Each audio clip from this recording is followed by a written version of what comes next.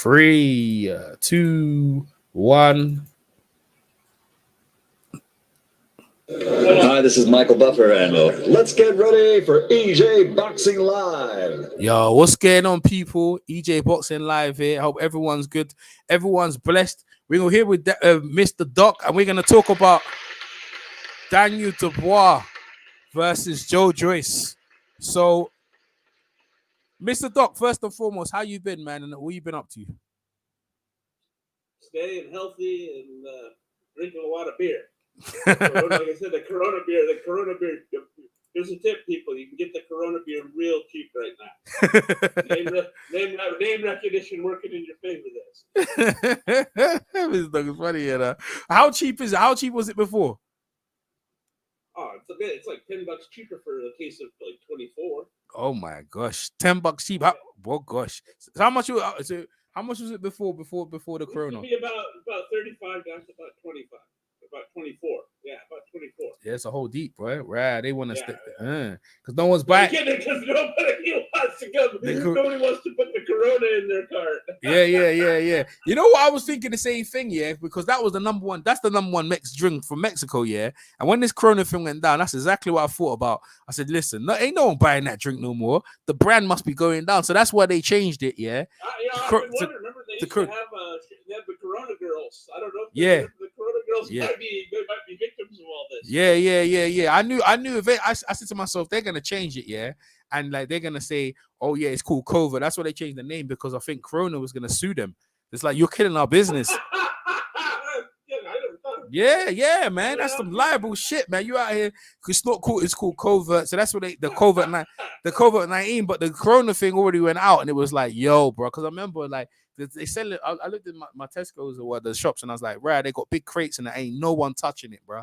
He's like, exactly touching it. Yep. They don't touching it. Before it was like the hottest drink in Mexico, and it's just plummeted. Right. So let's get into the subject at hand.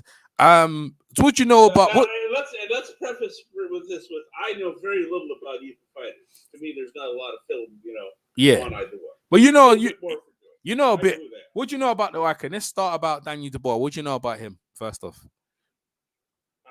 Great prospect, but as I understood it before you broke it down to be more limited amateur background. I think he might actually have more pro fights than Joyce, though. Yeah, I think because he's right around 20, isn't it? Mm-hmm. And then Joyce doesn't even have 20 yet, if my memory serves. Okay.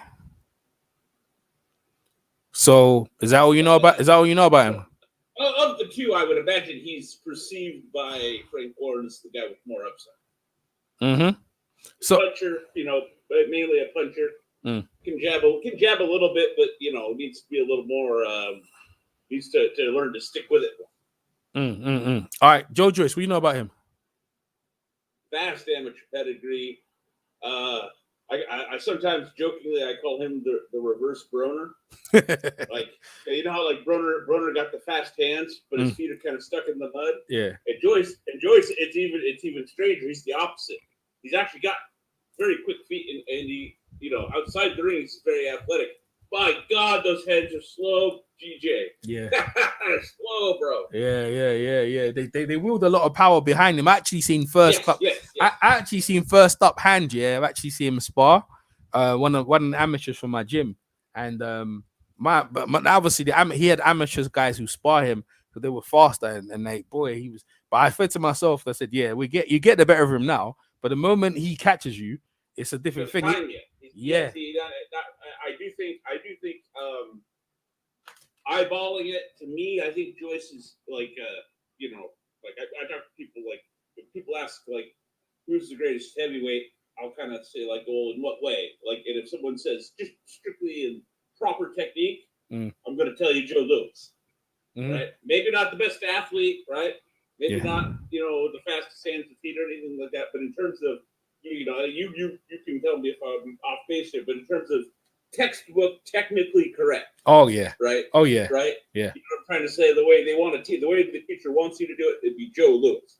And to me, of the two, he's the more technically correct. Dubois may have some athletic advantage, I would say, but to me, in terms of the experience and technically correct technique, I would say Joyce. 100%. So, I'll tell you what I know about the two of them. Yeah, like Daniel Dubois, he boxed out of West Ham, and I think he boxed out of Islington Boxing Club, and I think he boxed out of Islington. But he was very young, precocious talent. I saw him when he's 16. He's 16.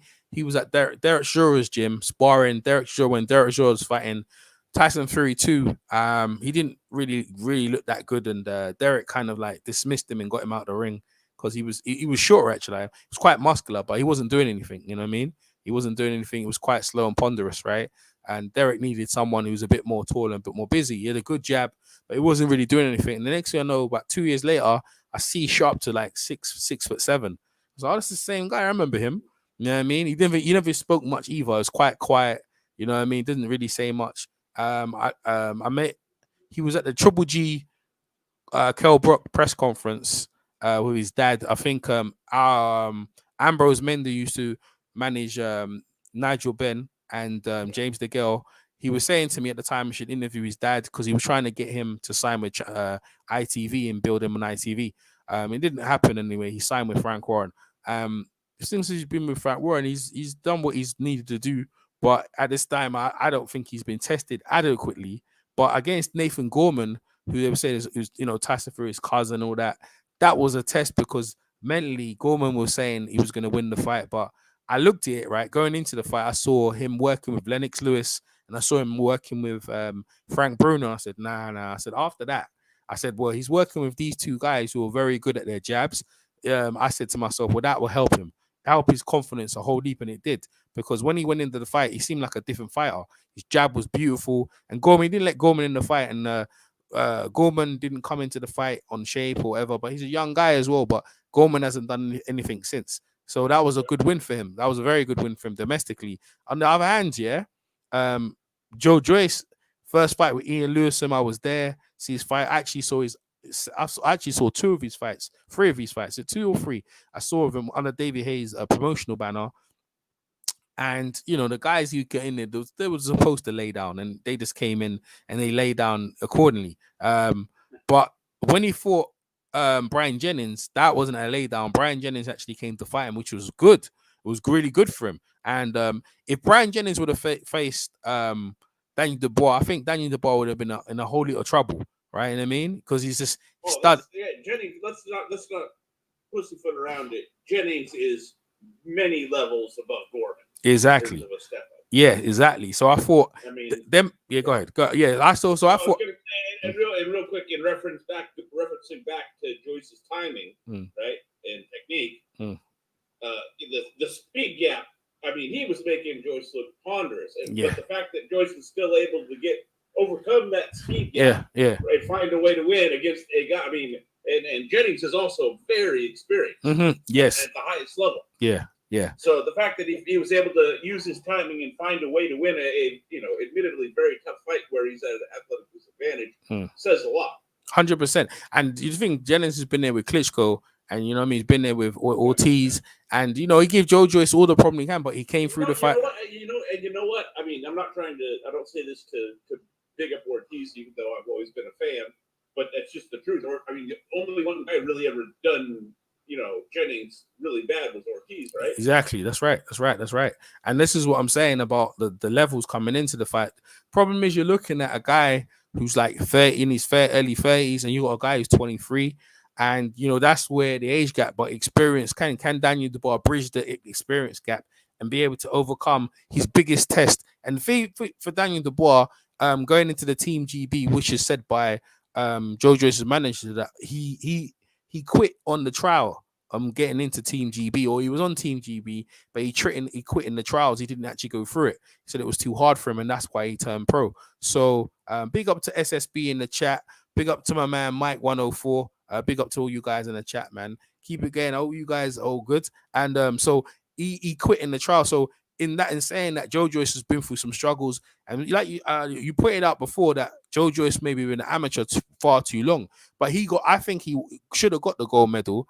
and he didn't receive the gold medal, but he received the silver medal. So he seemed like he's been in the world games. He's fought Usyk as an amateur. He's fought the very best as an amateur, and I think because of the level of the competition he's been facing in the amateurs, even bar none, 3 rounds, that it was only 3 rounds, to stay in there and not get stopped some of the fights. I feel going into the fight, he has vast experience, but as you pointed out, he's very slow. So he might start slow, but I'm looking at, can Daniel Dubois take what Joe Joyce is giving, right? Or can Joe Joyce take what Joe? I don't think Daniel Dubois. If Daniel Dubois starts hitting Joe Joyce, he's going to be in trouble. I understand that, yeah. But I don't see what when Dubois starts taking level from Joyce. I see him, bro. I see this guy. I don't, you know what I mean, bro? He might have some quit in him. We don't know, do we? Yeah. We haven't seen him push back. We've seen Joyce put under duress by Jennings. Yeah. But you know what I mean? Where when Jennings started putting the feet on them and in terms of just like exploiting the speed gap and making him have to come up with, you know what I mean, in between rounds, come up with a plan, listen to his coach, etc. Get the timing down or whatnot, or he would not have won that fight. You know what I mean? If he comes out, like if memory serves, if he comes out and fights, the entire fight the same way he fought the 3 rounds, the first 3 rounds, he would have lost. Because Jennings is just too quick. Yeah. So go ahead. So that to me, my hunch is that the big advantage for Dubois lies early. That's where he's going to have the most opportunity to exploit any athletic advantage he has. Right. Whereas Joyce's thing is going to be to stay in through the inevitable early blitzkrieg, so to speak, right? And then allow his superior pedigree, technique, and timing, most importantly, right? Because if you really want to get the timing down, again, correct me if I'm wrong, you want 2-3 rounds, right? Especially if there's a speed gap, say. It's not something that it's not going to just get the timing down in 1 minute, right? Yeah. So he's got to survive them early rounds, and which are the ones where I expect Daniel to try and sort of blitzkrieg. Yep. 100%. So it's gonna be a good fight, right? It favors Daniel Dubois better because he's younger and this thing, but Joe Joyce has kept himself in fairly good shape. The fight he fought recently was interesting, right? It was very interesting because the guy pushed him to the limit, and it was actually a better fight than I thought. The guy was actually going for it, and Joe Joyce got hit a lot, and it showed me that he was willing to show some grit. And it wasn't easy. It wasn't an easy fight, and I thought, boy, it was a very good fight, actually entertaining, very good. Daniel Dubois got a fight come. I believe it's next week or the week after. A week after. So we see how he does against his opponent. And they're going to fight in October. I'm going to go off the limb right now. I'm going to go by the more experienced amateur, the more proven in the amateurs and better opponents in the pros. Even though he's much older, I believe Joe Joyce will stop Daniel Dubois with inside the 12 rounds. I think they're fighting for the British and Commonwealth belt. I feel Joe Joyce will stop Daniel Dubois. What's your Yeah. What's your prediction? Yeah. Do you reckon he's gonna quit it? Nah. Some sort Yeah. You know what I mean? You know what I mean when I say. Yeah. I could see that. I could. Yeah. I could see him getting pummeled in. He's never been hit in. You know what I mean? Like if he didn't like it in Team GB and he never fought on that level, he hasn't experienced that. So that's what the whole point of turning pro. Yeah, that's what I'm saying is completely missing to me. Is I have not seen him outside of like one little moment in the fight with I can't remember the guy's name, but you mentioned it earlier, right? Where the guy landed a few punches. I have not seen him actually face proper resistance. Oh, you talking about Brian Jennings? No, I'm talking about Dubois against. You talking about Nathan Gorman? No, it wasn't Gorman actually. Somebody else I thought he gave. Oh, you talking about? The African guy, right? Yeah, the African guy. Yeah. You're right. Yeah, when he hit him, he ran the other side of the ring, bro. And that's what you see someone who hasn't got that experience. You see when he got hit, he shows that he hasn't got that much amateur experience, right. And he's still learning. If you were just to come say to me, Doc, just judge it on athletic potential as it relates to boxing, I'd probably lean towards Dubois. right? Younger, faster, stronger, as it pertains to boxing. But like you say, you got this whole other area of importance here called experience, technique, and so on. And part of that experience is I've seen Joyce experience, serious pushback from high-level boxers and overcome it. Yeah. I've seen him, or even when he didn't overcome it, he got through it. Like we talked about Usyk, he got. Usyk put them hands on him. You know what I mean? Usyk put hands. A lot of people might have quit even if they didn't get knocked out. You know what I mean? A lot of people might have just said, "Fuck this." Yep. 100%. So that's why I picked him, and you know what it is. How about this? More than it's not. It's we don't know one way or the other about Dubois, right? Because he was a kid during the Great Britain thing. Although that's definitely a red flag for me. But I'm pretty damn. I bet money Joe's not going to quit. Put it that way. Yeah. You're gonna have to render him unconscious. Because everyone talks about he's slow. George Foreman was slow, and he reminds me of George Foreman. He does. A little bit. Yeah. The way the hooks come in. Yeah, wide, but when they land, they take something out of you. That big wide, boom, boom, boom. Take a punch. He looks a little bit like the Mummy at times. Yeah, the Mummy. Yeah. Guess what? In the movies, the Mummy always catches up eventually. Yeah. So are we gonna say like Daniel Dubois is more like a Larry Holmes because he's got a good jab? No, I wouldn't say that for too much. So I don't know, man. Well, now that you mention it, the basic dynamic at a way smaller scale is kind of like the fight we were talking about in the chat, Ken Norton, Larry Holmes. Ken Norton with all the high level experience, right? And pedigree, Larry Holmes, outside of Roy Tiger Williams, kind of unproven. Yeah. All right, I know he fought Ernie Chambers too. He schooled Ernie Chambers. Yeah. Those two things. You know what I mean? Outside of those two fights, but the younger, faster guy. You know what I mean? The athletic advantage. 100%. But at this point, at this time, Joe Joyce I picked before the corona epidemic. I'm still picking him after. And hey, I'm sorry to cut you off before I forget. Another parallel. I didn't even know this. It was a little bit different circumstance. Larry was accused of being a quitter in his amateurs. Remember when he lost to Bobbitt in the Olympic trials? Who was accused of quitting? Who?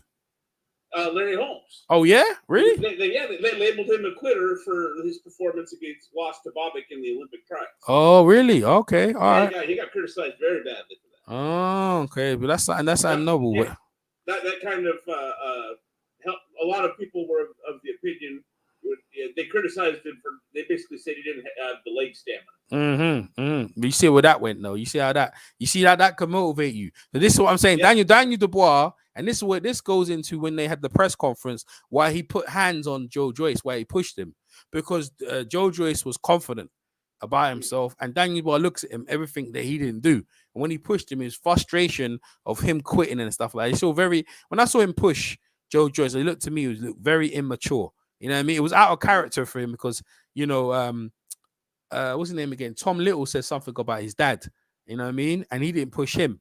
And other people have said other things about it. He didn't push them. But when he saw Joe Joyce, he saw this is actually a real test. And then he got nervous and he pushed him, which is weird. Like I said to myself, well, that shows very immature and out of your character. You know what I mean? But at the same time, he wants to prove to himself that he can beat that level of opponent. And in any case, how much of it was? It's like sometimes that's immaturity, and then sometimes it's like you described it. This guy did, what I should have done, and it's almost like he's pushing himself, like he's mad at himself for not doing those things, and now he wants to make it right. Yes. Which one are we gonna get? We don't know, do we, EJ? Which is why we gotta watch. Yeah, 100%. But I think at this point, when they fight too good, I think if Daniel Dubois loses, he can come back again. But Frank would know that is he wasting his time with him. I think that's another thing as well. Because Frank's already said. Well, hang on, he's 22. Surely, yeah. Surely, even if Frank gets frustrated and pitches him overboard, surely somebody would scoop him up. But that's the thing about Frank's gonna see if he's wasting his time with him, and that's why he's put him into this level. He's like, well, this guy's old. You know what I mean? Yeah, he's got all that in the amateurs, but you hit hard. You know, as long as if you can land on him, you should be able to take him out. That's what Frank's thinking, yeah. And Daniel Dubois, yeah, I'll do it. You know, I'll fight him. But he's, you know, Frank's like, well, boy, it's good for the TV networks. And if you lose, yeah, he was like, oh, he's experienced, but at least he tried at that level. But Frank's already got ambition. Frank, see, at this point, Frank ain't got no time on his clock like Bob Arum running out. And the TV and BT Sports ain't got no time, no thing. It was a good fight with him and Nathan Gorman, and then I mean, now he's moving on to the next level. So this is against an older Joe Joyce. He should be able to beat him and move on. And then they're looking about Daniel Dubois and Derek Chisora. You know, it's every time it's funny, right? Because Frank built up Derek Chisora, but every time he's got a good heavyweight, whether it be Tyson Fury, Daniel Dubois, whoever, he keeps putting them against Derek Chisora. You know what I mean? As like a trial horse. yeah. The gatekeeper, the proverbial gatekeeper. Yeah. I gotta look this up just for my own sake. I want to see exactly how many fights Joyce has, because I know the guy's pushing 35, and it's amazing how few fights he's had. Yeah, but look, he's done all right. He ain't. I mean, his first fight against Ian Lewis, that wasn't an easy fight, and Ian Lewis, you know, he was in better shape, whatever. It's time. Boxing in the pro game is all about timing, because they do their research, right? They know certain guys are not in shape in the gym. They offer you the fight. They know you're in there. It's another name. I feel you on all that, and I'll even throw this in. Hey, for a 34-year-old, not very much wear and tear. No, he's not going to have a lot of wear and tear. But EJ, 11. I just looked it up. 11 fights. At age 34, that's he's busy. But look when he started though, because of the corona, he was busy. He was quite active. Like I think, and the level of opponents. Think Ian Lewis 7. Ian Lewis knows the debut, right? Yeah, is Ian Lewis? No. Ian Lewis, yeah. Ian Lewis was a Southern area champion, right? And also he was in the prize fighter, right? He got robbed of that. But what I'm saying is that he's already fought at a higher level, and he used to be an amateur as well. I think he beat a Cuban fighter when he was amateur. So that's already Ian Lewis on the thing. Then nothing until Okay. So he had 6 fights in 2018, to your point. Yes. And then he had let's see, he's fighting about every 3 months in 2019, leading up to the Jennings fight. Yeah. And then that's where the first big gap comes, like you said, because Corona hit. Yeah. And it was about 1 year out of the ring, a little over 1 year out of the ring when he fought Michael Walden. Yeah, 100%. See, he's been more busy, and the level of opponents have been much more upgraded together. And my man Mike. Oh yeah. You know what? Even Ustinov, I might make an argument. Ustinov, you know what I mean? Is maybe I'd for sure say that's a better opponent than Gorman in hindsight, wouldn't you? Yeah, man. Look, bruv, like Giant Brand Jennings is better than him. Like any opponent, a lot of them are better than this. What I'm saying, he's been fighting better caliber with if you wanted to be really harsh, you could say Bermain Stavern is a better opponent than anybody. Well, he beat him up. I heard he was beating him up in Vegas, and they kicked him out of the sparring because then he was getting the better of him. But the bottom line is that Joe Joyce, time is on his hand, and he needs to get cracking. I mean, the corona thing happened. Right. It's now or never for Joe Joyce. Yeah. Well, yeah, but I mean, look, any setback, he'll still try and fight in that. But in terms of going, I mean, he dipped himself. As far as I'm concerned, Brian Jennings is still ranked in the world boxing, the top 20, I think, in the world. I get you, but if he wants to join, if he wants to get his shot at the top, at the highest level, right? Then I mean, it's kind of, when I say now or never, I mean, man's almost 35. Whatever he's going to do, he needs to do it in the next year. Well, being Daniel Dubois will help to that.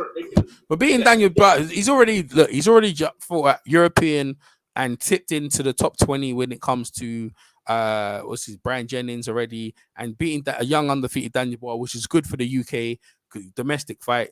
Get that fight sorted, and then they can try and get the Fury and all the AJs and the Dillian Whites and stuff. I like him against Dillian White. I think him and Dillian White would be a very good fight. I'd like to see that fight right there.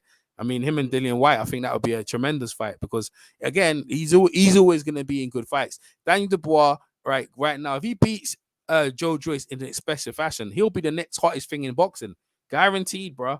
If he knocks out Joe Joyce, boy, listen, that's like, yo, this guy's the limit. So there's a lot of things on the line to go. So let me ask you this: given all the question marks we've laid out about Daniel Dubois, let's just hypothesize here. Say he goes in there like like Mike Tyson against Michael Spinks and just splatters Joyce all over the place, catches him cold, right? Yeah. Could that actually work against him and get him put in too early against the likes of the Furies, the Joshua's, etc.? Well, you could say earlier about Mike Tyson and some of them other guys. I think in boxing, to be fair, when you go fight against world titles and it's young, I think it's good for you. I mean, it's good. I think it's good for you. Maybe sometimes you get pushed in too much. Oh, what's up? Is that Unrivaled? What's going on, my rival? Oh, what's happening? What's going on? I think sometimes you get pitched in too early. It's good, but I think in the heavyweight division, you could be outboxing someone, you get caught with a punch. So I think at this point, that for Daniel Dubois, I think it would be great for his confidence. Because remember, again, in the amateurs, he's still kind of going through the thing. He quit in the amateurs, but as a pro, he can make a difference, like you said with Larry Holmes. So I think, in my opinion, I think it's all there for him. You know what I mean? It's all there to him to make a superstar if he can achieve that. So I'm gonna go with Joe Joyce. So you got again a Mr. Doc? I'm still on the side, still on the fence. Okay, you got that. What's up, rival? What's your take on this big mega fight happening in October? Which one? I just got here. Talking about Joyce Dubois. Joyce Dubois. I think that's a fantastic fight. I love that type of stuff, Prospect versus prospect, Olympian versus heavily touted guy. A lot of people, some people look at Daniel to take over from AJ, don't they? Yeah. So it's interesting. I mean, I like what Frank's doing, by the way. He's giving Daniel a big confidence booster in his next fight, because he's got Pfeiffer, right? Eric Pfeiffer. Eric Pfeiffer beat Tony Yoka in the World Series of Boxing. So Daniel would beat him. And Yoka, if he beat him, he beat fucking Yoka. And Yoka beat Joyce. That's really helping him with his confidence there. It's like, I've got one over on the dude who had one over on the dude who had one over you. He did, but did Yoka beat Joyce, or he got the decision? I'm gonna ask you a question. What's the official result? Yeah, but I'm asking you. We know what that official result is, but did he beat him? That's what I'm saying. Did he beat him though? I wasn't judging it. I mean, I judged it, and he didn't beat him. He just got the decision. But I thought it was close. I thought it was close. If you do it by professional judging criteria, I do. Yeah, I thought he won. But this is the thing. You're right. Continue what you're saying, because you're right about the confidence builder. It's a confidence builder finding a guy that beat someone in the World Series, whatever. I agree with you. But go on. Don't let me, go on. So my entire take on the entire fight is just let it happen. I want to see this happen more. Like guys with their O's. Somebody's always got to go. Joyce, he looks like he's more experienced than Daniel as a pro even. Like he's been in there with guys like Brian Jennings, Good fighters, very good fighters. So this is going to be a big litmus test for Daniel. If he doesn't get through, if he doesn't hold him early and gain his respect, Joyce could smother him. He's got a hell of a gas tank. So, but yeah, I'm looking. I was saying earlier that some people might even make the argument Ustinov is as good, or if not better than anyone Dubois. Oh yeah, he is. He's got a better resume. Yeah.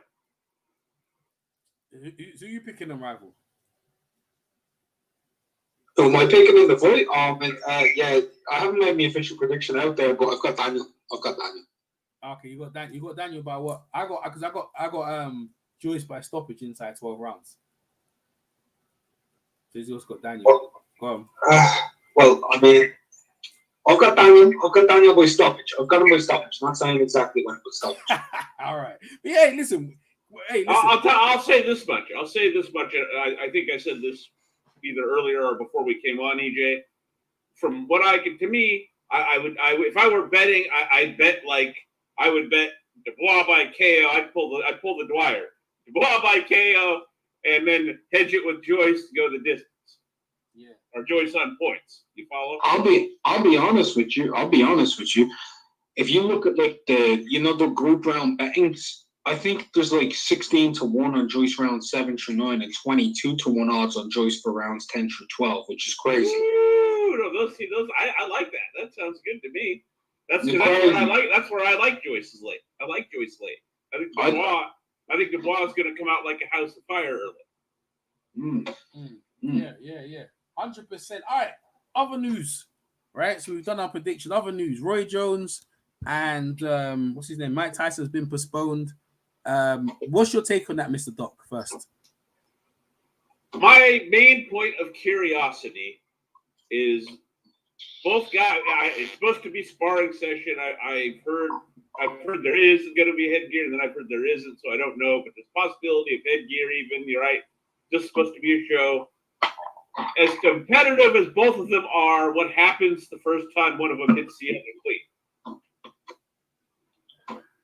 You know what I mean? Does the dog come out? You know what I mean? Are they going to be able to help themselves? I guess is the best way to put it. what do you think? What do you think of the fight itself? As an exhibition, I think it's great. And if we're talking a real fight, I'd say, you know, Roy, what are you doing? not even Mike, you know, Roy. Why you worried? Yeah, Roy. Yeah, Roy. You should have sat down like 10 years ago, bro. Come on. Oh, you're funny. This was funny, bro. This was funny. You worried about Roy? Oh, we've been worried about Roy since friggin' if not the Tarver knockout, then the Glenn Kopp Johnson knockout, right? That was when everybody started going, oh, okay, Roy. You guys are funny, man. You guys are funny. All right. Am I wrong? How about people? Dude, it looked like Lebedev killed him. Yeah, he did. You know, that was brutal, bro. Yeah, you're right. I'm rival. What you saying? What you think of the fight, and what you think of the postponed? Yo, do y'all remember when Enzo Macaroni almost killed Roy Jones? Yeah. But also the other thing, I was over before he got knocked out. I'm like, Roy, this guy's like twice your size. What are you doing? Enzo looked huge compared to Roy. 100%. Enzo is actually making a comeback. Actually, he's going to come back, make a comeback. He's definitely keeping in shape. He's keeping in shape all over Twitter. So, but what do I think of the fight? Look, Roy isn't in the hall yet, but he'll end up there, right? So, what's my opinion on the fight? If two Hall of Famers, two people regarded in their prime to be two of the greatest fighters anybody's ever watched, want to get into the ring as older men, have a fight against one another, whether it's a sparring session or a real fight or whatever, for people to pay, they have more right to do so than some of the pay-per-views that have been put on my TV, like Kell Brook and Frankie Gap. Oh, that was pay-per-view? Yes, that was pay-per-view. So that's my point of view on it. If those two men want to get into the ring with each other and they want to spar and people want to pay for it, people can pay for it. I'm not going to even watch it because I've got no interest in it. But people want to pay for it, go ahead. It's a sparring session. Let the old man relive their former glories. Let them enjoy it. I just think it's a bit weird. Like, you couldn't have somebody come out of retirement back when Mike was in his prime for an exhibition with another guy. You wouldn't have, and they would have been able to do pay-per-view like that. It wouldn't have been able to happen. So the fact that they're able to do it says more about today than anything else. 100%. Yeah. 100%. Because those names are recognizable to just random American sports fans that don't even watch boxing anymore or never did or whatever. They've heard those. It was on my national news, bro. It was on my national news. Mike Tyson retorts. That was on my national news. Hey, listen. Hey, I thought it was good for. Well, listen to this. Nate Robertson. I don't even know him. Nate Robertson, NBA player, played for the Knicks and played for Boston Celtics. Is that midget basketball player who's like 5'9"? Yeah, he played college ball. He played college ball out here. Football. Yeah, he played football. Yeah, he played college ball football. Played for Washington. He's supposed to be fighting Jake Paul, but Jake Paul's house got raided by the police. They were checking firearms. He was just an undercard. I was like, yo, so that was gonna be a very good undercard. I mean, I was looking forward to seeing that fight. I mean, they didn't even need the Mike Tyson, but I was thinking, wow, they're gonna have that card. It's like a celebrity and thingy fight. I was thinking that's gonna be great. So I was disappointed to hear that it's postponed. You know what I mean? I was disappointed to see it's postponed, but at the end of the day, it was good attention while it lasted. But I can understand. You know what I mean? I can understand why it's postponed. I don't know what someone's injured in training, or can imagine Roy Jones injured or something. You know, now that you mention that, EJ, I'll say this: if whoever is promoting that really wanted to maximize the potential benefit to the sport of boxing as a whole. They put some current active fighters on that undercard to get them the shine. Yeah. Yep. That's true. What's your take? Roy Jones also, he's training Chris Eubank Jr., who's disappeared from the UK because of that lackluster pay-per-view. But what's your take on Jake Paul? Jake, yeah. Yes, man. They're off-scunded. Is that the word, Spence? He's off-scunded. Absconded. Man. They vacated the UK because people ain't gonna buy this. Frauds, man. The fraud. They frauded it up already. You know what I mean? People ain't falling for their rubbish. So they're over there getting trained by Roy Jones. So I don't know if Roy Jones injured or Mike Tyson got injured in training. But in any case, it's postponed. I was really looking forward to it because in the day, it's just right now in the Corona thing, you know, a celebrity fight. I think Chavez had one with Jorge Arce. I think it was him and that was good. That was a celebrity spar.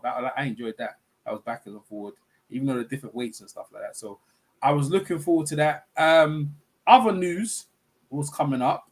What we got here? What we got other news coming up? Okay, we can talk about that then. All right. But first and foremost, I'd like to let you guys know I've got Mark Allen. I can't remember his name. Mark Allen is something. It'll come to me in a minute. I'm basically interviewing him. He basically got writing the book on the Murderer's Row back in the 1800s to the 1937. So you two are welcome when I do the interview, Mr. Doc and Rival, to join me in an exclusive for us here on YouTube, on the YouTube world, to hear on the Murderer's Row all the great fighters. So you guys are welcome to Mark Allen Baker. I got it for you. There you go, Mark Allen Baker. There you go. Thank you, Mr. Doc. Mark Allen Baker. I'm gonna schedule a time in, and hopefully Unrivaled and Mr. Doc can come join me because when it comes to the Murderer's Row fighters, and he's got a book on it. He hasn't out. The book isn't out actually yet, but he's got an exclusive book on it and all the Murderer's Row fighters that all the fighters that from obviously who didn't get their shot, and we could pick his brain on that. And he's also written a book on A. Battelle and other fighters as well. You know what I mean? Lou Ambers, he's got a book on him as well. So he's, we're really interested exclusively gonna get that on my channel because I like it. Always good to interview historians. So looking forward to it. I've seen it. He's got a couple of interviews on YouTube already. If you want to check them out on boxing as well, Inside the Ropes and stuff like that. So Ryan Fisher, I don't think you not new, but I think you two definitely it'll be good if you come join the panel when I do that, when I do a live with him as well, because he's really looking forward to it because he wants to help publicize his book. And when it comes out, I think it's quite expensive, but I think I'll go buy it. I'll go buy the book and read and all the great. What's the book on exactly? What book is it on? It's not out yet. The book. What's the book, Mr. Doc? There. Let's see here. It's called The World Colored Heavyweight Championship, 1876 to 1937. Yeah. Oh shit. Yeah. Okay, so like C.C. Smith. Okay. Okay. Morris Grant, Frank Charles, all those guys. Yeah, I'm in. Yeah. I'm in. Yep. So that's gonna be a really good interview, and you can pick his brain on that. And you know what I mean? I need to get Bob Mead in because Bob Mead is one of the foremost historians on Harry Greb as well. He written a book on Tiger Flowers, and he knows so much about Harry Greb and the whole of his career. He's another historian that I haven't interviewed for years. I don't know where he is, what he's doing. I need to. Tiger Flowers. Now, EJ, is that the guy? Is that the guy? He said something to the effect of, I don't mind. I can't remember what it was. He said, I don't mind something to Harry Greb, but do you have to take the Lord's name and bake? Yeah. I don't mind profanity. Yeah. That's what I don't mind you cussing, but you gotta take the Lord's name and bake. Yeah. When Harry Greb used to fight, he used to curse. He used to curse.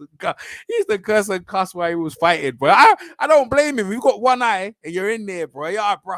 You know what I mean? Boxing, cost the man his eye. Joe Frazier, I think he was partially blind in one eye as well, and also Henry Armstrong. So back in the days, these guys are. Langford ended up blind in both eyes. Yeah, exactly. You know what I'm trying to say to you. So these guys are held to leather. And they're in the ring, and imagine you see police as interfering policemen. Just stay out of the way. Stay out of the way. You're gonna get some as well. So anything that this might be an urban myth, but supposedly Frazier also messed his arm up. And working in, and that's where, like, in the Rocky movies where he's punching the meat. Yeah. Supposedly that's actually what Joe Frazier was doing as a side job. Yeah.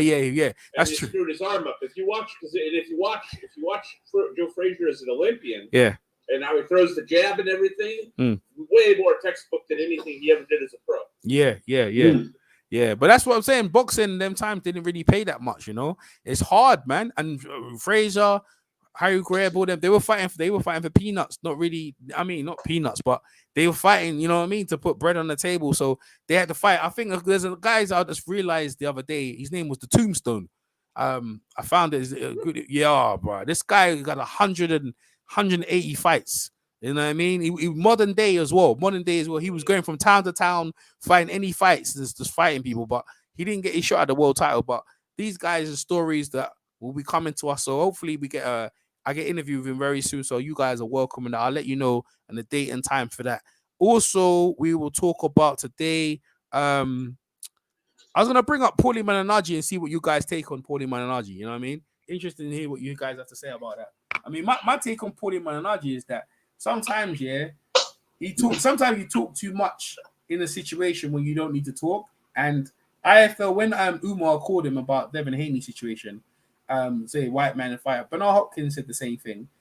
A lot of times you can say, well, let's prove it then. You know what I mean? If you feel like you're not going to lose to a white fighter, then let's prove it. I mean, John L. Sullivan said that, and also what's his name again? I don't think James, what's his name?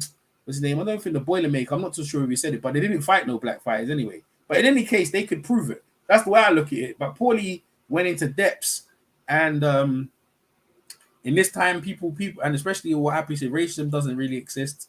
So, end of the day, after what happened with the Floyd situation, George Floyd situation, it's quite extreme. They sacked him. They said he spat on a fan. I know he spat in a former fighter. That's what's gone out, that he spat on a fan during the Conor McGregor situation. But I know he definitely spat at Artem Lobel when they were doing their press conference and stuff like that. And I think Showtime had enough of his vulgarity and this wildness, and they shipped him up. But they did ask him if he want to apologize, and I think he actually writ out an apology, and they said it wasn't good enough. And then by then they decided to sack him. So, Mr. Doc, what's your take on the Paulie Malignaggi situation and his firing from Showtime? Yikes! Well, that's their prerogative. They're the employer, right? Mm-hmm.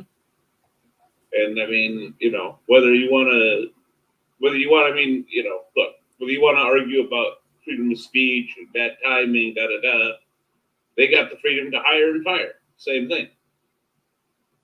I don't even know exactly the details of what he said. I don't do Twitter or any of that. I just kind of know the basics of the situation. Mm-hmm. Okay. Unravel, what'd you say? I think, for instance, just saying outright, racism doesn't exist, that's a little irresponsible, right? I'd like to think he was maybe trying to make a different point than that, but you know what I mean? Mm-hmm. Wow. So, Unravel, what'd you think? I don't know what he said. That's the thing. I've heard so many people tell me what he said, but I haven't heard it. I don't know exactly what the man said. What did he say?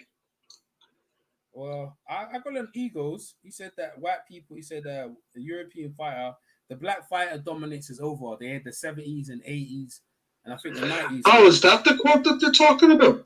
Yeah. He said, okay. So I thought it was okay. See, I was this whole time I've been assuming it was for the saying racism doesn't exist thing. Yeah, that as well. That as well. I think what Paulie said was, if I'm not mistaken, from the interview, he said that the Eastern European fighter is dominant right now.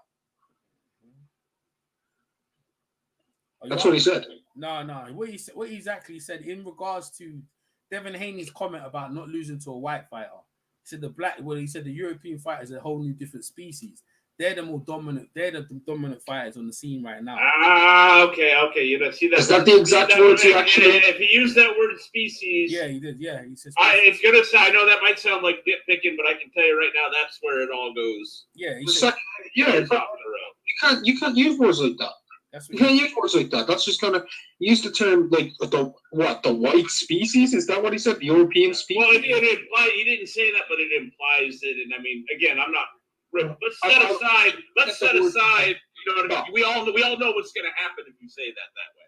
I'm trying to get the words verbatim. Did he say like the European species? Yeah, European. That's fucking racist. Yeah, that's what he said.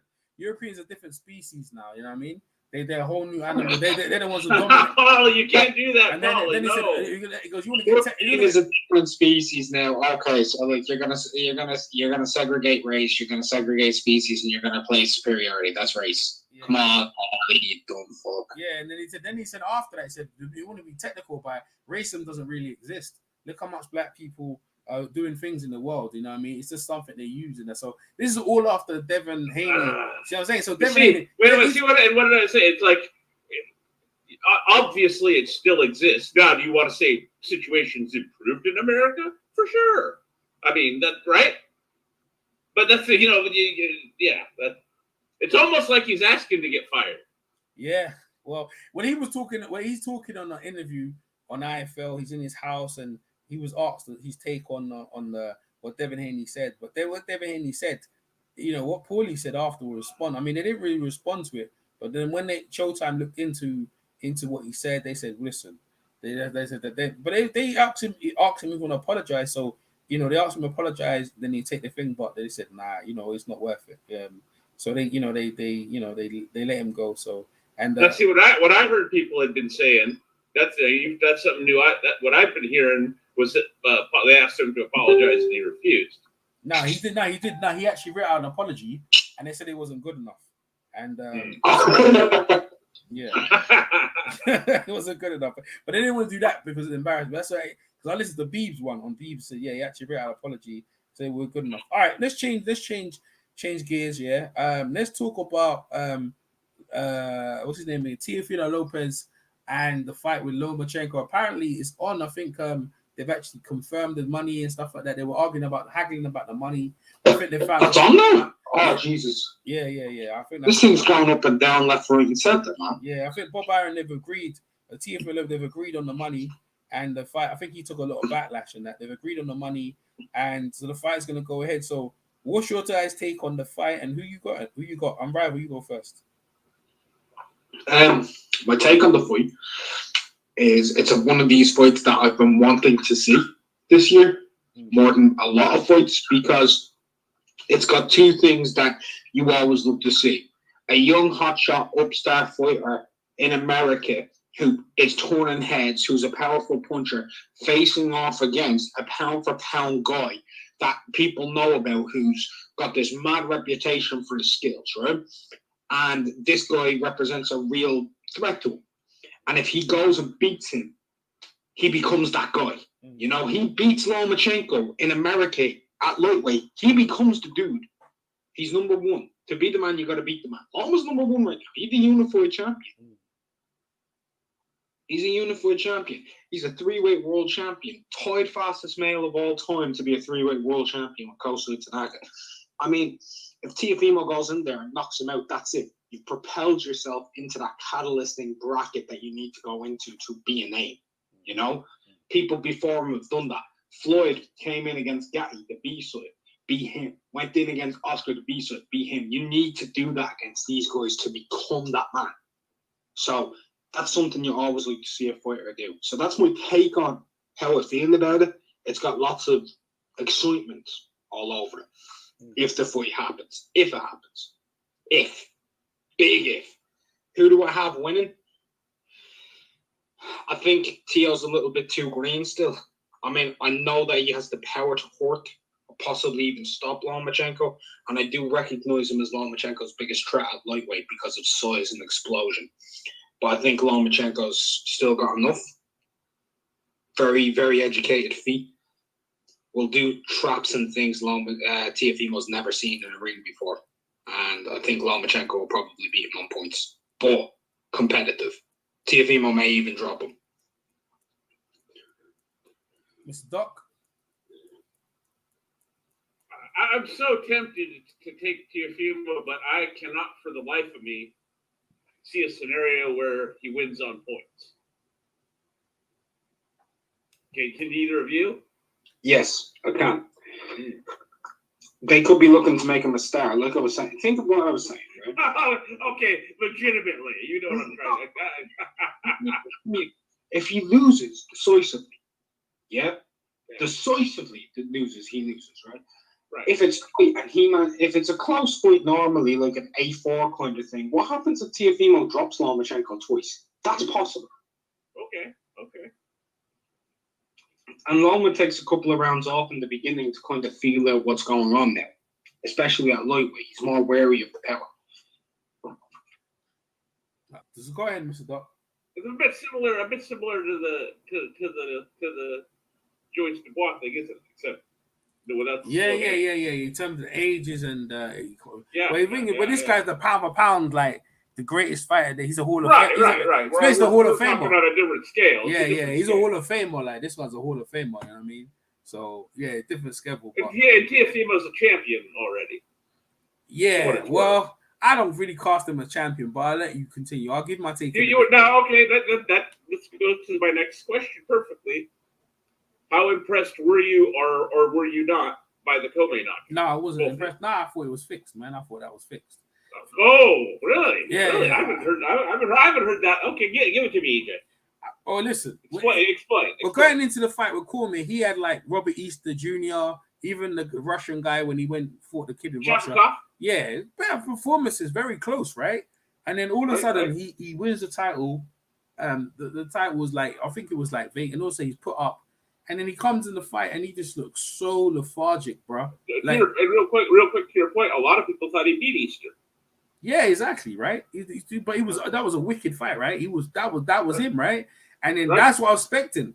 And he came into the fight, and I kid you not, man, I kid you not. And the thing is, he fought better opponents than Lobo did, And he come into the fight, and I don't know if he didn't warm up or caught cold, no excuses, but it looked to me like he just threw the fight, bro. It wasn't him. He didn't come to fight, and he looked like he threw the fight. I mean, the fight. I don't think it was a year. I think he was out for quite a bit though. But there's no excuses, right? No excuse he lost. Right. But I don't think that because you won, beat that guy. That wasn't the guy. But listen, you beat who's in front of you. I just thought at that point, nah, that's not. Bottom line, though, you weren't that impressed. I was not impressed. That's what I said. I thought it was thing because at least Cormier came to fight in other fights. You know, he's a Ghanaian fighter. Most Ghanaians, they carry their shield. You know what I mean? Azuma Nelson, Ike Corte, Joshua Kwati, Joseph Becker, not too much. Tough. Yeah, they got a long history. I've never seen them just come in and just let the guy do what he want and just get pumped out like you're a bum. You know what I mean? And since then, Mark, were you impressed? And if so, or if not, elaborate. What, with the Comey win? Yeah. What did you make? Well, yeah, I don't have the same assertion as EJ goes. ZJ's theory. That's what I'm hoping for here. My assertions are that was the performance of the year performance. He caught him on a counter and knocked him the fuck out. It was madness. It took me by surprise. Really shocked me because I was picking Cormier to win. The way he dealt with him was fantastic. I was shocked. That's what I took from it. I was shocked that he did that. Cormier got done away with by anybody that quickly. Yeah, exactly. But that's what I'm saying. But what I'm saying is this, right? Going into Lomo, I don't give him a chance against Lomo. I'll just tell you right now. I think Lomo will chop him up like sushi, but I ain't gonna say that because that upsets a lot of people. But he gonna chop him up. I really believe, I just think he's out of his depth, man. And also in the negotiation with the money, and he was calling the guy out. But I think he lost a lot of confidence when he fought the Japanese guy, and I went to this. That was upsetting for him. And then with the Cormier win, even though he knocked out Cormier, he still doesn't believe in himself because he realized these guys are not as good as Lomo. And I'm struggling against them. Yeah, I knocked Cormier. But he knows in his mind, that wasn't the real Cormier. I don't care what he said. Yeah. You know something. Mm-hmm. That old cliche, knockouts cause amnesia. I can remember me. You had to remind me just now how unimpressed I was. Mm-hmm. I can't even remember what's the Japanese cat's name? I can't remember. I can't remember. I'm right. His name is Narisho Nakatani. Right. All right.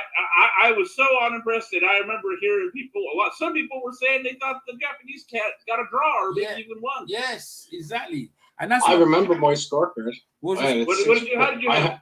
I had it 6-4 and 2 even to Nakatan. See, exactly. Ooh. No, that's and you see this. What I'm trying to say to you. So his confidence went right down after that because before that he was looking like Roberto Duran or something come through, and then also that performance came in, and then his confidence went down, and he's like, right, I'm not getting knocked out, and then all of a sudden, yeah, okay, in 2 fights. That made the Kobe knockout all the more shocking. Yeah, but that's what I'm trying to say to you. So, but he still knows, right? At that point when he's with Lomo, it's like Lomo's looking at him like, you think you're gonna beat me? Like how you gonna beat me when I'm gonna just put hands on you all up in your face? And you see how the kid was reacting when the Japanese kid was doing that. So how the heck you gonna beat Lomo?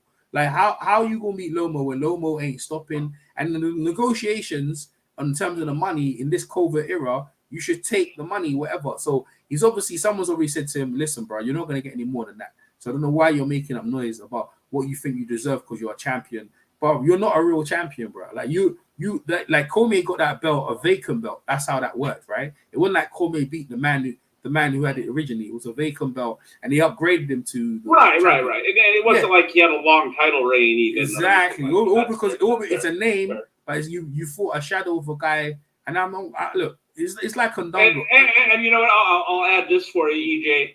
Is to a degree, Comey is also a guy who built his reputation off of losses. I mean, even if they're losses, some people thought he won. That's the bottom line, right? Bro, yeah, it's like Condongo. Condongo was that hot guy coming through, and then you put him against Crawford, and he just got blown out. But at least he came with a fight though. Came to fight. Like Cormier didn't even come to fight. He just got caught. And it's like, bro, he just came in the ring entry. He didn't look caught. I see him in his ring entries. He usually dances and stuff like that. Anyway, he beat him. But I think Lomo himself wants more money because he realized I need to get cashed out. I'm going to lose to this guy, so I might have to get paid. That's why he's on that. That's what I think. You know what I mean? That's why. Because before he was begging for that fight. Begging for it. Now and YG, a lot of people, they have him. I'm like, yo, bro, okay, you pick him. So I want to know what you guys are picking. You know what I mean? Who you picking? You know what I'm saying? So I'm very tempted to pick Teofimo, but I can't. Especially not after you reminded me of his performance against the Japanese guy. Yeah, man. Fuck that. He's gonna. I mean, the skill gap's gonna be a whole different ball game. Well, there is a difference. Like Loma's shorter. Like True. Nakatani's so much longer. He's huge. He's 5'11". Loma's a buzzsaw, man. It's just on you.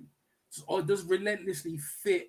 He is open to be cut though on the counter. 100%. But you see, the thing is, as I know when I watch boxing, a lot of guys, when you're getting hit right repeatedly in your face, and you're not used to getting hit, like when guys do pads or they're pitting the bags or whatever, and when they do sparring, they usually know the sparring partners. So for example, when you bring a sparring partner in, they're like, okay, the trainer says, oh, I want you to work on this.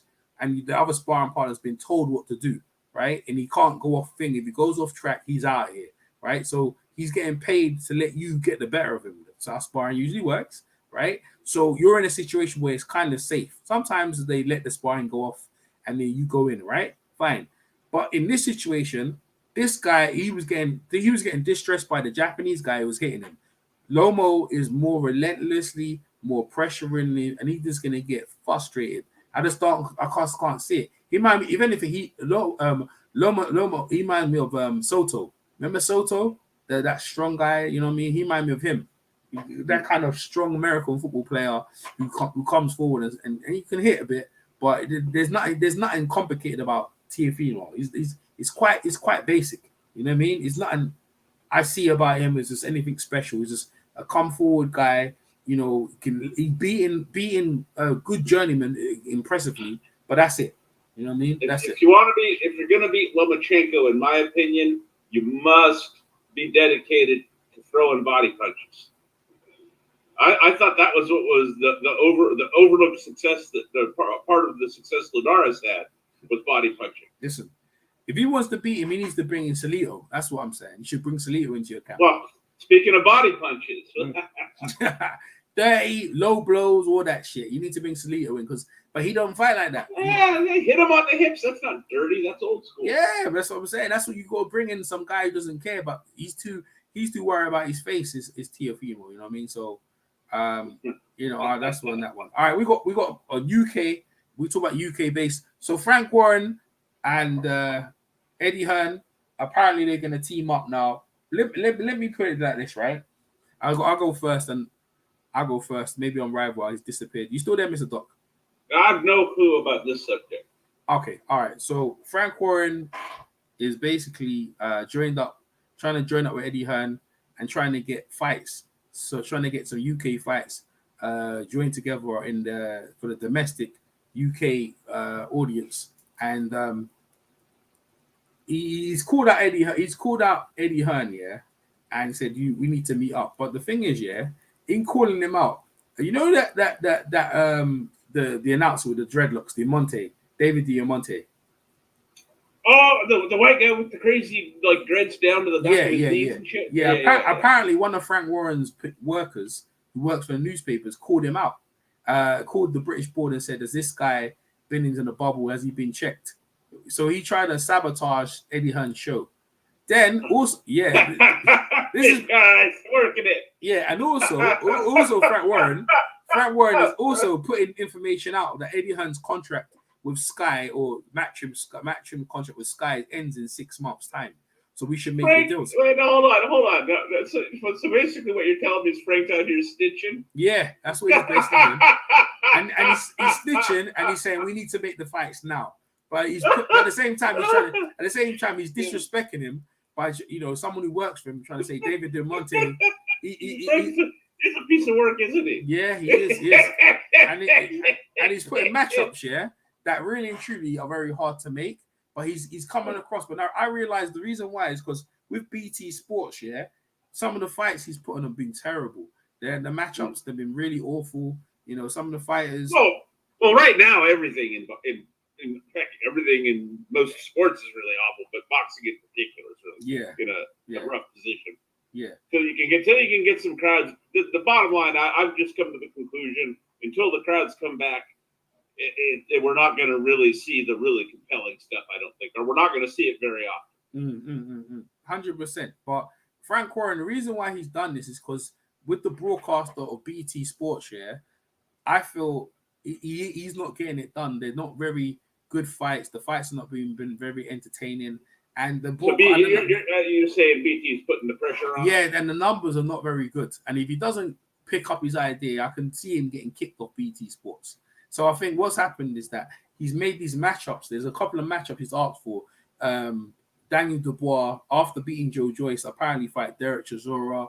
He wants. This is a really good matchup though.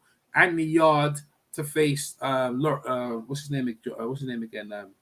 Joshua Boatsi, which I think is a very good fight, and also Anthony Joshua versus Tyson Fury, which is doable anyway after the Wilder situation, right? But he's trying to say we should get together and let's sign a contract so we can make these fights. So I think with BT Sports, I think he's under pressure. But at the same time, he's talking about Eddie Hearn's business and talking about how the zone's not doing very well. They've sold off their companies. He's like putting all the information he's snitching about the zone not doing very well. They've sacked all their employees and everything like that. And at the same time, you want to have a meeting with me.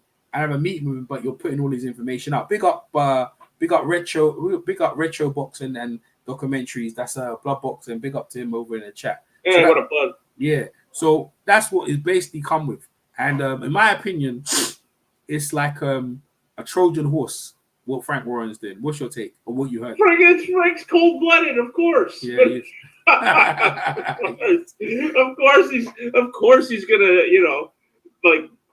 try to do business to your face while stabbing you in the back. Yeah. He's a boxing promoter. What have I always said about boxing promoters, man? Mm-hmm. These are some of the shadiest human beings on earth. Yes, 100% they are, man. They're 100. You could never trust them. Hey, Doc, changing up a bit, because on that Frank Warren thing. So you're saying boxing these days is so bad that you got to look at some old fights. So you pull out Norton, and also the Norton Larry Holmes fight, yeah. But that's how boxing is at this moment. It's so dull that you got to bring fights back up from the olden days just to watch. I agree with you, 100%. Yeah, so talk on that. Like, what's so bad about the fights these days? Because the Cesar Kit fight versus Annette Rongrang. Did you see the fight? Yes. Yes, and like I said, Susaket won, but boy, was it not impressive. Why is that? Man, my man was taking rounds early off of him at 40 years old, and he wasn't just check hooking him, right? He'd hit him with the check hook, and my guy would be flailing into the ropes. Well, you trying to say he carried him? No. I'm saying Runrong was check hooking SSR. Okay, yeah. Right, and SSR was coming in like so. He was so much slower, and his timing was so bad. He wasn't just missing and getting check hook. He was missing, getting check hook, and then followed into the ropes. Oh, really? At times. Oh, bad. He was like, dude. The old man was killing him with the check hook early on, bro. So, what was your final scorecard? You agree with the decision? Yeah. Susaket won because Runrong started fading really bad late. Surprisingly clean fight from Amnat Runrong. there was only one real clash of heads, and it was legitimately accidental. It wasn't like Runrong up to his usual trick. He actually looked like a really, like I said, a sharp boxer in there. I mean, that's the thing. Susaket won, but he made Runrong look way better than Runrong should have, especially at 40. Okay, well, yeah, boy. I mean, I was expecting him to knock him out, frankly. Well, I haven't seen it. I would have loved that fight some years ago, but I would have been interested. But I've been that's my weight class, but I didn't even watch it. I kind of didn't watch it because it's on the zone, and I didn't like the Sky had it and the commentary. I used to enjoy them watching it, with the Chinese or Thailand commentary, and I had to go find the stream. I kind of enjoyed that. But when I was with the zone, it's like, some things just aren't the same when everybody becomes a fan. Huh? Okay, I got breaking news in it. Found out, that WWE superstar Kamala has died at the age of 40. The Ugandan headhunter just died. God, at what age? 70. Oh, so I was gonna say he couldn't have been that young. Yeah. Oh man. Yeah, that's terrible. Yeah, man. Ugandan headhunter. Boy, that's yeah. I mean, he had diabetes. Both his legs were cut off as well. Oh fuck! I didn't know that. Yeah. He had diabetes. A lot of that's the thing with the pro wrestlers. A lot of them, they have really hard lives after their careers are over. Yeah. That's the sad, man. So especially the guys from like the 80s and 90s, back when it was still driving 5 guys in a cramped rental car all over the place and crazy things like that. Yeah, that's sad, man. That's sad, but it is. Yeah, you never know. Everyone, there's always something going on. All right, changing the news. Do you see then Megan Thee Stallion and Cardi B video? I have no idea what that even means. All right, don't worry about it. No idea what that even means. All right, don't worry about it. I was gonna say that. Don't worry about it. All right. Any other news, Doc? You wanna bring up, or you just random any random subject you wanna bring up while we're here? No, I'm good, man. I'm good. Yeah. I'm just glad. Like I said, it's good to catch up with you. You know what I mean? Through this pandemic and sort of a plague of no boxing and bad boxing that we've had to suffer through. Yeah, 100%. I mean, listen, I ain't talked to you for a very good while now, but like I said to you, when it comes to boxing and stuff like, it's very slim. You know, in terms of subject matter, it's very slim. But like you said, with the olden days, you was always getting like I said, I'm looking forward to do the Murderers Row with Mark Allen Baker. And I'm gonna definitely be anticipating that one, man. Yeah, that's gonna be really good. Have your questions ready, on the Murderers Row and stuff like that. Because I realize it's a vast, and I don't know how long we can have him in the line for, but there's only a certain amount I could ask about the color championships and how they even came about it and stuff like that. So, a lot to cover there. There's a lot to cover there. That's for sure. Yeah, 100%.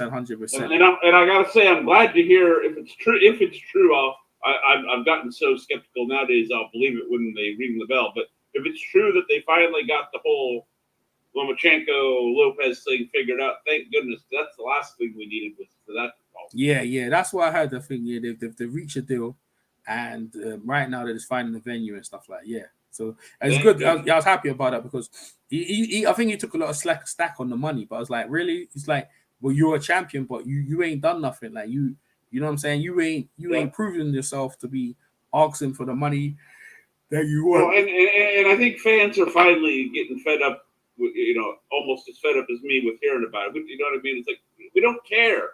I'm sorry, it may sound harsh, but the fans don't care. That you're only air quotes only getting 1.5 million, which is more money than most people will ever see in their lives. Yeah. Right. You can't expect a whole. You can't expect too much sympathy. It's true. 100%. All right, Doc. We're gonna.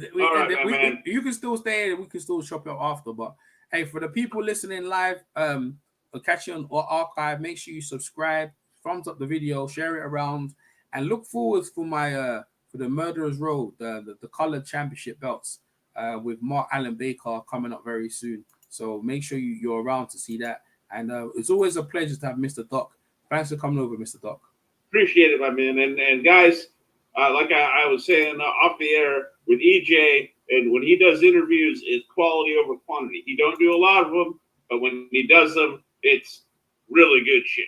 Yeah, 100%, man. Salute, man. Strong bar. I didn't realize that you guys all comment in the chat, man. I think my phone must have freezed up. Yeah, Ego will block a lot of fighters.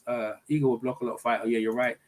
Blood, yeah, just chilling, bro. Listening to your show, bro. Yeah, sorting boxing mags out. Yeah, exactly. Retro boxing. So yeah, man. Shout out to all you guys listening. And you know the thing is, yeah, like some of you guys have been my subscriber for years. And like I said, I don't do that many videos. Whatever. I always think about, whether it gets views or it doesn't get views. I always think about the subject matter, that when you listen to any of my content and anyone who's listening, that you guys enjoy it. You know what I mean? My man Strong Boy, he does all the martial arts and he does the boxing. My man Retro Boxing, he covers boxing back in the days, future, past, and that's what it's about. Speaking of, I got a big him. I'm looking forward to the Salvador Sanchez he's been talking about. You gonna do Salvador Sanchez? That should be good. Yeah, I should be looking forward to that one. He done a really good one the other day. Blood. He done a really good one on the fight that never happened, that probably never happened. Jack Dempsey and Jack Johnson. So I was like, yo, I didn't even know they had a fight. I didn't know they even had about. They actually had a fight. You know what I mean? I didn't even know about that. So that was something really interesting that I didn't know about. But yeah, man, I'm looking forward to putting more content out. And listen, you guys keep it boxing and try and stay safe in this COVID era, and we try and bring more content to you. So you guys stay blessed. And EJ versus Dan. Oh, you talking about? Oh, okay, we can talk about. Talking about Errol Spence. Yeah. Errol Spence. Okay, yeah. All right, dog. What's your take on that one? Go ahead.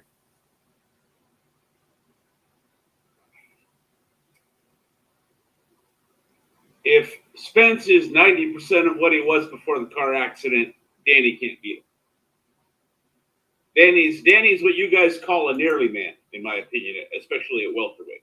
Mm-hmm. You know what I mean? He's that one step below the top tier guys, if you get me. Mm-hmm. He's good enough to push him. He's good enough to make him close fights, even, right? But he's just never gonna quite get over the line. That? That's my quick thoughts on it. What do you think?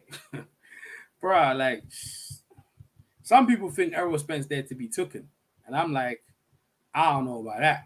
You know what I mean? I don't know about that, but it's the car wreck. That's the car wreck. Yeah, Danny's perfect for him because Danny's slow. You know what I mean? I always see Danny as a 140 pounder. I don't see him as. I think he's small for 147. He don't hit the same. It's no secret. I've never believed in Danny. Well, I call him Danny Gift. Yeah, as in gift decision. Danny Gift decision. I've never believed in him. Never believed in him, and I'm not starting now. Well, he hit harder at 140.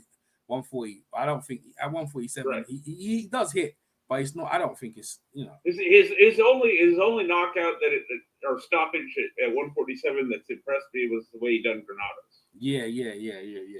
So my whole thing when coming into that fight, I think he's the perfect opponent for Errol Spence because he's slow. Errol Spence find his wheels. I think he can make Danny outbox Danny and just squeak out a decision. You know what I mean? Danny's there to be taken. His confidence ain't the best. Even Angel, they've lost fights. And, even if he rolls up on Errol Spence, let's say he thinks if he underestimates Errol Spence, he might find himself on the canvas. So they can't even come in with any confidence, knowing that he's at a car wreck. It's that because Danny's one of them guys there. he's slow anyway. You know what I mean? He's slow with his feet. He's slow with his hands. And Errol Spence is all about Errol Spence to come back, a guy that he can look good against. I think even Errol Spence in his peak, would look good against Danny Garcia. You know what I mean? I do. I'll say this much: I'm a little bit impressed that he's going to come right back. You know what I mean? First thing without any kind of tune-up against the Danny Garcia. That part of it is intriguing, and I give Spence full credit for that. Yeah. Because most guys are going to be fighting a couple knockover jobs after a car wreck like that. Yeah, I'll give him credit for coming back. You're right. I give him credit for. I think Danny's the right opponent for him to look good against, and I see him eaching out a points decision. Like Danny always does. Danny's, like I said, isn't that the right term you guys use? Nearly man. Yeah, I've heard the announcers use that word. They're good enough to push the top guys, but they just can't quite ever, come through. Well, him and his dad, like they take all the losses or whatever on their shoulder. You know what I mean? They crying about this, they crying about that, and like he's got levels. There's only so far your dad. He didn't lose. He never lost. Yeah. There's only so far. There's only so far your dad can take you. You know what I mean? Any trainer can take you. Like Trinidad, that's your style, and that style at this point, he ain't the A side. He's been picked as an opponent to challenge for the belt, so he's got to take what's in front of him. But if you was gonna pick an opponent, I wouldn't pick Errol Spence. I wouldn't pick him. That's not the guy I'd go against. You know what I mean? That's not the guy. What's that? Tonio, what's it? That's Stormy B. Salute to Stormy B. Anyway, by the way. Spence should have Porter next opponent for a German guy. Exactly. Instead of because Porter's fighting some German guy. I don't even know who Porter's fighting, but Porter wants an easy one as well. I think he wants an easy fight. He's been fighting a tough schedule, but you never know. This German guy might give Porter some trouble, but this Danny guy, I don't see no trouble with Spence. You know what I mean? Even off the car crash. I mean, the car crash, if you look at it really, he just scraped up his face, but I don't know. And his hands was scraped up. The color and ratio. Oh, they had to replace teeth and stuff. DJ. Yeah, but what I'm saying, they didn't do nothing to his arms though. His arms were. I get that, but I mean that's still head trauma. Yeah. I agree with all that stuff, but he got enough money to replace his teeth. And the thing is, and the thing is his skin. But other than that, like I don't think he dislocated his shoulder or anything like that. Yeah. It's a lot of it is going to be psychological in terms of the question marks. You know what I mean? Yeah. How does he feel about getting hit again? That kind of stuff. Yeah. Because I mean, like I said, bad accidents like that can change people in any number of ways. Yeah. And some people bounce back just fine. We don't know. That's Yeah. I hate that. As much as I enjoy getting on Danny Gift, I hate to make it all about the car wreck, but a lot of it is about the car wreck. More than it is about Danny Gift. You call him Danny Gift? Is that you? Danny Gift decision, man. Which one are you talking about? The Herrera one? Oh, wait, exactly. All of them. Yeah, Herrera. The two that stand out the most starkly are Herrera and Lamont. I thought those were outright robberies, bro. And I don't throw that word around. You know that. And that was Lamont and the Herrera were robberies. Who's a bigger gift, Danny Gift or Canelo Gift? Oh, okay. Yeah, even Danny can't. He can't compete with the A-side powers of Cannoli, man. Yeah. You know that. Cannoli. My man, like I said, all you have to do is remember the fact that he got a draw from somebody against Floyd, and it's a wrap. Yeah, that one was crazy, bro. I got a draw, man. That was CJ Ross. After that was the end of her career, bro. She ain't never judged again in her life, bro. After that shit, that was crazy. It was so even the remember the Erzlandi Laura Paul Williams. Yeah, I remember thing that. Yeah. Where they punished those judges, but at least those guys got to work again. Yeah. CJ Ross. I don't think I've ever heard her name since in the podcast. Nah. She got shut down, and that was it. CJ. She was. I think she was quite prevalent on the Vegas scene. After that, like no way. Well, she was judging the biggest fights in the world. That was one of them. Yeah, man. But you gotta get it right at this point, man. You gotta get it right.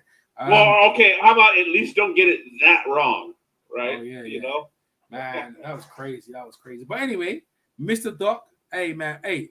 Appreciate it as always, EJ. Yo, big up to Stormy B. Like Stormy B, I really enjoy your content, man. The martial arts I love the martial arts movies. He does the martial arts movies. This is what I'm saying. YouTube has a lot of guys on it, yeah, who do a lot of good content. And you know the thing is, like a lot of guys, you know, people look at views and stuff like that. But you gotta look at what when you're watching people's content, that what you gain from it. You know what I mean? Like very enjoyable. You know what I'm trying to say? Yep. To you? Sometimes they got some content on YouTube. They got millions of views, but you're watching like, yo, what, why? You know what I mean? Sometimes, you know, good content is like fine wine. You know what I mean? It goes up with time. You know what I mean? So big up to everyone. And my man, Vin. Oh, that's you. Vin is. I subbed to my man. What's up? Vintage Sports Game. That's the guy you told me to go to his channel. Oh, that's the one that is that the guy that posted the Kenny Norton Larry Holmes fight? Yeah, he's in the chat. Yeah. Nice. He's in the chat. He's in the chat. Yeah. Talk about aging like a fine wine. I encourage anybody and everybody listening that has not seen the Kenny Norton Larry Holmes championship fight, go watch that thing on our man Vintage Sports Games in HD, his channel right there. He just posted it up today in 1080p. Fantastic, you know, quality and a fantastic classic fight. 100%. And this is the thing, man. This is what I'm saying. My man, Vintage Sports Games in HD. I tell you what, man. Like, boy, I saw the video Mr. Duck posted up, and I was like, wow. You know what I'm saying? That's the real good. The whole thing. VHS. Helping us get through the pandemic, man. Get through. 100%. For you guys ain't sub, make sure you sub to my man.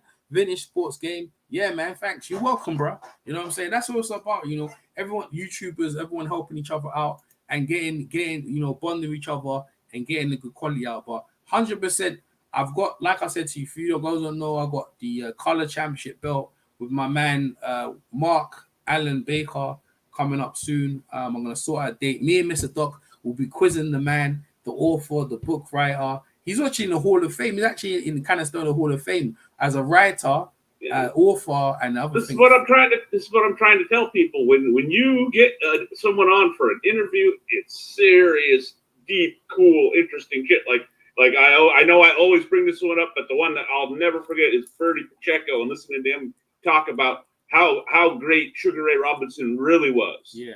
You know, and like how even as great as he's considered, it's still not, you know, because he was ringside for a lot of that. Yeah. Well, they said he worked in his corner when he was on his last couple of fights. Dr. Ferdy Pacheco, the original fight doctor, even though we got the fight doctor, my friend fight doctor, the original fight doctor, you know what I'm saying? But he But you're right. Long career in the ring, and then a long career calling fights. Yeah, with Angel Dundee and on beyond, man. So we're talking about Daniel Dubois versus Joe Joyce, UK domestic fight. We were talking about Teofimo Lopez versus Lomachenko, and we covered Mike Tyson, Roy Jones. We also covered Paulie Malignaggi's comments and getting sacked from Showtime. And we also covered what's the conversation we were still talking about a minute ago? We were still talking about watching old fights. That's what your channel come up actually. Watching old fights, because the fights these days currently are not really living up to the standard. So we got to watch the old fights where we got classics, you know what I mean? And the thing is, like I said to a lot of people, right? A lot of people go, what belts on the line? And it's all about the money. And people these days, you know, they comment about the money. I don't care about that stuff. No. Here, you know what? This guy's asking what fight does he want? Does he want us to do next, right? Okay, yeah. I'll give him an example of a non-title fight that was on free TV from my favorite era of the 70s that fits right into what I think you're talking about, EJ. George Foreman, Ron Lyle. Yeah, that was good. Yeah. I mean, just the stare down. The stare down in that thing is just, you can tell right away. 100%, yeah. So there you go, Vintage. That's my vote. I vote for George Foreman, Ron Lyle in HD, please. Yeah, he said he started his channel in the quarantine, man. 100%. You know what I mean? And that's what it's about. You know, there's one fight I wanted to watch that I was trying to find. Was Gene Foreman versus Randall Turpin. I wanted to see that fight because that Gene Foreman guy, he was something, boy. It took a lot of Sugar Ray to beat him, but I was watching some of them old fights as well. And you can watch them in the best way. Yeah. Best out there. You know, another fight. Did you know the situation between Archie Moore when he fought Rocky Marciano? You know how that came about? No, what's the story behind that? All right, so basically he had to fight what's his name? I think he fought who wanted to fight. I think he fought for that fight. What's his name again? Who's the guy who beat Sugar Ray Robinson? The guy, what's his name? Joey Maxson. Turpin. Joey Maxson. Oh, Joey. Oh, light heavy. Joey Maxson. Joey Maxson was campaigning to fight Rocky Marciano, right? If he got past Archie Moore, right? So basically, they had a fight, right? So the winner of that fight was going to fight Archie Moore. So Archie Moore, basically, right? What happened is Archie Moore actually fought.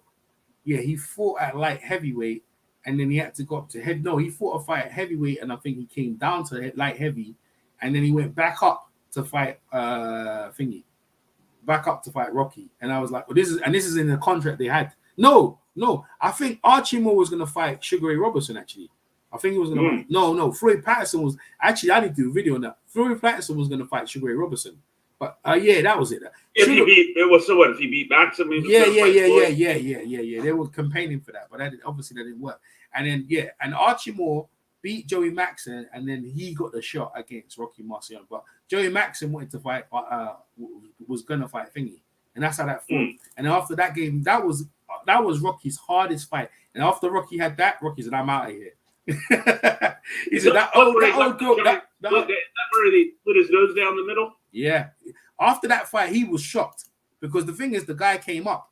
You know what I mean? He's at light heavyweight, and he's coming up the weight, and it's like, you know, he's so strong. But it's obviously the way Rocky overwhelmed. Another thing about Rocky Marciano, his style was the same as Joe Louis. I couldn't believe it. And when he said Joe Louis was idol, I couldn't believe they had the style and the way he threw the punches. It was exactly the same as Joe Louis. Obviously, Joe Louis was a bit more refined and a better jab and everything like that. But his style, you can see he imitated him, Joe Louis, in his style. Tactically is, I think, what you're saying. No.